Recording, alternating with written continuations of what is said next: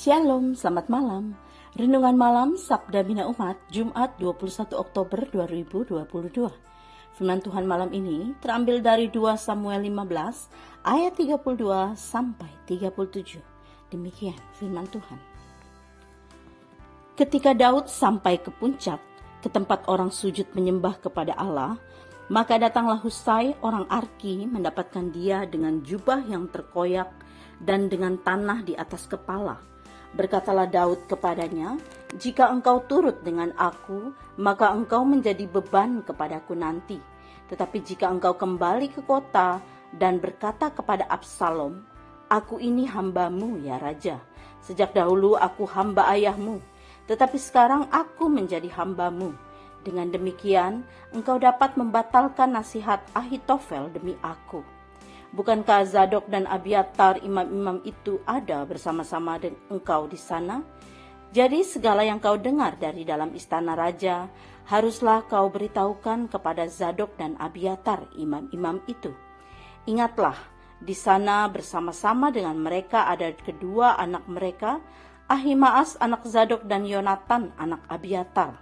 Dengan perantaraan mereka, haruslah kamu kirimkan kepadaku segala hal yang kamu dengar."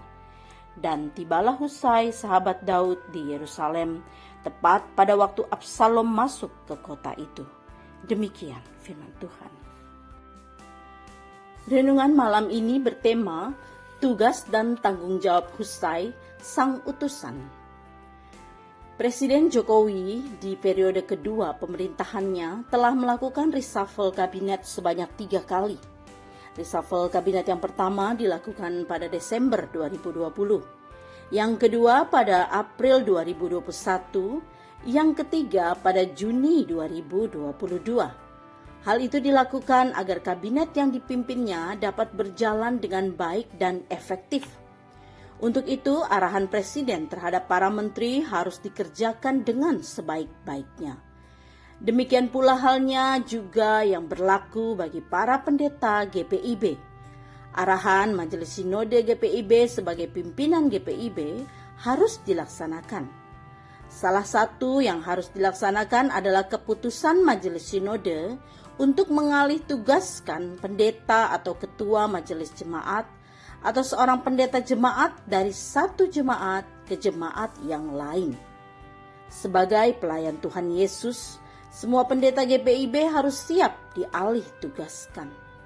Secara teologis itu hal tersebut harus dipahami sebagai pengutusan Tuhan Yesus, sang pemilik dan kepala gereja. Majelis Sinode sebagai pimpinan GPIB melakukannya dalam pergumulan doa dan menindaklanjuti dengan menerbitkan surat keputusan.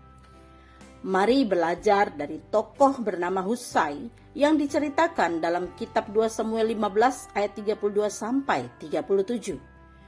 Tuhan yang menyiapkan dan memakai Husai orang Arki untuk menolong dan menyelamatkan Daud dari niat jahat Absalom. Dengan caranya Tuhan mengirim Husai kepada Daud saat ia berada di puncak bukit Zaitun. Selanjutnya Daud mengutus Husai untuk menyusup ke dalam kelompok Absalom untuk menggagalkan niat jahat Ahitofel, penasihat Absalom. Husai menerima dan mengerjakan tugas itu seperti yang Daud perintahkan. Sesungguhnya segala sesuatu itu ada dalam rancangan dan kehendak Tuhan. Tuhan mengutus kita ke berbagai tempat dengan tugas dan tanggung jawab sesuai rancangannya bagi kita. Memilih untuk pergi dan memenuhi tugas yang dipercayakan kepada kita adalah refleksi dari ketaatan dan ungkapan syukur kita kepada Tuhan. Pergi dan lakukanlah perintah Tuhan. Doa malam ini, Tuhan Yesus, Engkau telah mengutus kami untuk memberitakan kasih-Mu kepada manusia dan dunia. Bentuklah kami menjadi utusan-Mu yang baik dan bertanggung jawab. Amin. Demikian renungan malam ini. Selamat beristirahat. Tuhan Yesus memberkati.